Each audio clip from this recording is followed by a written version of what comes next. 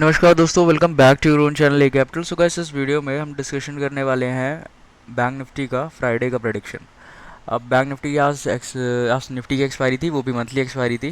तो कल actually Nasdaq में ज़्यादा सेलिंग आई है और यूरोपियन मार्केट्स भी इस समय हमें थोड़े से रेडिश देखने को मिल रहे हैं। ये इसका आफ्टर इफेक्ट है because of certain quarterly results alphabet और अदर स्टॉक्स में जो रिलीज़ हुए थे, उस वजह से नास्डैक कल हैविली डाउन था, राइट। तो अभी आप देखोगे अगर, तो यूरोपियन मार्केट्स भी उनका फॉलो अप इफेक्ट आया। हालांकि हमारे मार्केट के आज अगर हम करंट अगर वन डे टाइम फ्रेम पे बैंक निफ्टी को देखें अगर, तो बैंक निफ्टी ने एक ये कैंडल बनाई है। इस कैंडल को कौन सी कैंडल कहते हैं? ये है एक तरह का spinning top. Spinning top candle क्या होता है कि देखो कुछ ऐसा ही दिख रहा है, राइट। स्पिनिंग टॉप कैंडल है ये। स्पिनिंग टॉप एक कैंडल जो होती है उसमें स्मॉल बॉडी है और विक दोनों तरफ बराबर बराबर साइज के बनते हैं, राइट। तो स्पिनिंग टॉप कैंडल जो है लगभग बराबर विक ही बना हुआ है, एकदम परफेक्ट तो नहीं है हाँ, लेकिन बराबर बना है। और एक इनडिसीजन कैंडल होती है ये। बेसिकली इस कैंडल का बनने का मतलब होता है कि अभी हम मार्केट में अनडिसाइसिव वे में रुके हुए हैं, कि हमें डायरेक्शन क्लियर नहीं है। हम ऊपर भी अभी जा सकते हैं या नीचे भी जा सकते हैं, राइट। हो सकता हो सपोर्ट लेके ऊपर भी चले जाए, हो सकता हो यहाँ से एक डाउन ट्रेंड कंटिन्यू भी कर ले। तो लेवल्स मार्क करते हैं। ये बैंक निफ्टी का लाइफ टाइम हाई है यहाँ पे, राइट। इसके अलावा इस 52,000 के जोन को इसने ब्रेक डाउन करके क्लोजिंग दी थी। तो एक फॉलोअप कैंडल भी हमको देखने को मिली, जो कि ऑब्वियसली एक्सपेक्टेड था कि इस दिन बेरिश मूव आएगा, जो हमने एनालिसिस किया था, राइट। फिर हमारा जो इस जोन के आसपास भी हम इसको थोड़ा सा लेके चल सकते हैं। 51,000 वैसे होता है, लेकिन हम इसे 51,000 100 पॉइंट ऊपर लेके ही चल रहे हैं, राइट। आज का ये डोले जो होगा इसको मार्क कर लेंगे। नीचे के सपोर्ट्स हैं 50,250 पे और 50,000 के लेवल पे, राइट। 50,888 पे हमने लास्ट क्लोजिंग दी है। आज का डे लो एक बार यहाँ पे मार्क कर लेते हैं, करेक्ट, ओके। सो अब टाइम फ्रेम बदलते हैं, हम आते हैं 30 मिनट्स की टाइम फ्रेम पे। 30 मिनट्स की टाइम फ्रेम पे आएंगे तो हमें यहाँ पे थोड़ा सा बड़ा है, मेन एनालिसिस अपना जो है वो 5 मिनट के टाइम फ्रेम पे ही करेंगे, लेकिन एक ट्रेंड लाइन जो हमें दिख रही है वो ट्रेंड लाइन हम मार्क कर लेते हैं, राइट। ट्रेंड लाइन हमें यहाँ पे क्लियरली शो हो रही है। और ये कौन सा पैटर्न बन रहा है आप इसे कमेंट करके बताओ। अगर आपको पैटर्न का नाम पता है तो कमेंट करके आप बता सकते हो, वरना मैं वीडियो के एंड में खुद बता दूंगा ये कौन सा पैटर्न है, ठीक है। टाइम फ्रेम बदलते हैं, दोबारा से आते हैं 15 मिनट के टाइम फ्रेम पे।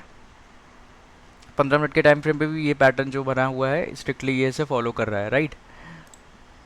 फिर 5 मिनट का टाइम फ्रेम जिस पे हम करेंगे कल के लिए एनालिसिस। अब जो ट्रिगर्स हैं वो तो एक्चुअली दोनों साइड के भी हैं। बैंक निफ्टी में वीकनेस भी आ चुकी है, हो सकता है कि डाउन ट्रेंड को कंटिन्यू कर ले, या लेकिन हम ऐसा नहीं कर सकते, हमें दोनों साइड के लिए प्रिपेयर रखना पड़ता है अपने आप को। तो हम दोनों साइड की ही मूव रख के बात करेंगे, ठीक है। ये जो पैटर्न बन रहा है इस पैटर्न को हम कहते हैं descending triangle pattern. Descending triangle pattern ये बन रहा है और एक तरह से एक ट्रेंड लाइन भी बन रही है, राइट।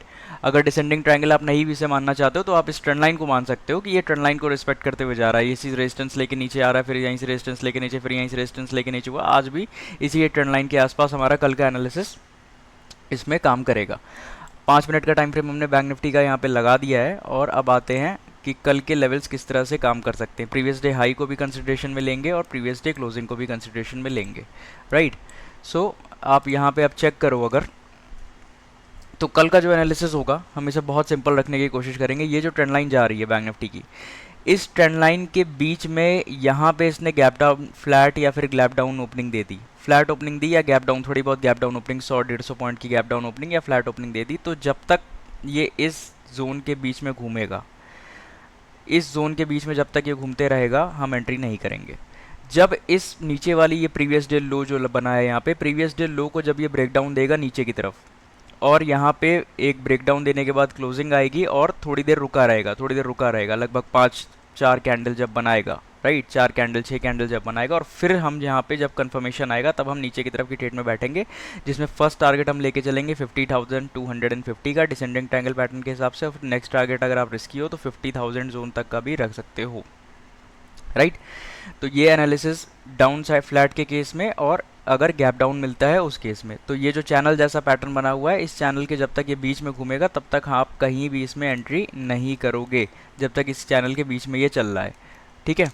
एक बार ड्राइंग्स को सारी मैं रिमूव कर देता हूँ और दोबारा से पेन से इसे ड्रॉ करते हैं और कल के लिए previous day high, previous day लो, प्रीवियस डे क्लोजिंग को जो चार्ट पैटर्न हमें दिख रहे हैं उनके हिसाब से हम एक बार देख लेते हैं, right. So just a second, okay.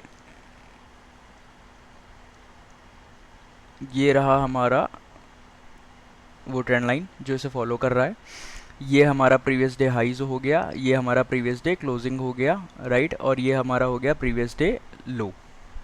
तो एक तो हमने डिस्कशन ऑलरेडी कर लिया कि ये अगर फ्लैट और गैप डाउन अगर क्लोजिंग हो जाती है तो जब जो उनके बीच में घूमता रहेगा तब तक हम प्रीवियस डे लो के ब्रेकडाउन में एंट्री करेंगे। अब मान लो अगर ऐसा नहीं होता, अगर सपोज ये गैप अप ओपनिंग दे देता है, राइट, इफ इन केस अगर ये गैप अप ओपनिंग दे देता है तो उस केस में हम जो है वेट करेंगे कि गैप अप ओपनिंग के केस में प्रीवियस डे हाई के ऊपर अगर ये ओपन हो जाता है, प्रीवियस डे हाई के ऊपर ही अगर ये ओपन हो जाता है तो उसमें उस केस में हमें देखना पड़ेगा इसका बिहेवियर किस तरह के जोन पे रहेगा, किस तरह से ये बिहेव करता है। अगर प्रीवियस डे हाई के ऊपर हो जाता है और वहाँ से अगर ये नीचे आने लगता है और प्रीवियस डे हाई को ब्रेक डाउन देता है तो उसमें हम एंट्री नहीं करेंगे प्रीवियस डे क्लोजिंग को, जब तक ये ब्रेक डाउन नहीं देगा। प्रीवियस डे क्लोजिंग को ब्रेक डाउन देगा तब हम एंट्री करेंगे नीचे की तरफ, और यहाँ पे प्रीवियस डे लो तक का टारगेट रख सकते हैं और फिर 50,250 के जोन तक का टारगेट रख सकते हैं।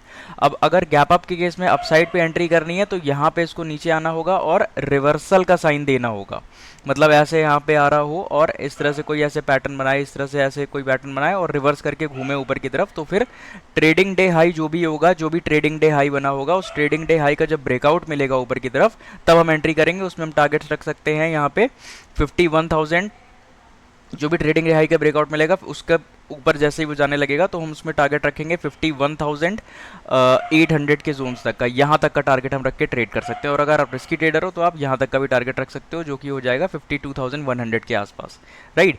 सो ये कल का एनालिसिस है हमारा, ट्रेडिंग डे हाई का ब्रेकआउट मिलता है तो फ्लैट और गैप डाउन के केस में डिस्कशन कर लिया, क्योंकि वो डिसेंडिंग ट्रायंगल पैटर्न जो बना रहा है, एक बार हम रिवर्स करके फिर से देख लेते हैं। जो डिसेंडिंग ट्रायंगल पैटर्न बना रहा है उसके हिसाब से ही हम उसको फॉलो करते हुए चलेंगे, राइट। तो यही जो पैटर्न है डिसेंडिंग ट्रायंगल के हिसाब से, और एक हॉरिजॉन्टल लाइन जो नीचे से मार्क हो रही है ये वाली, राइट।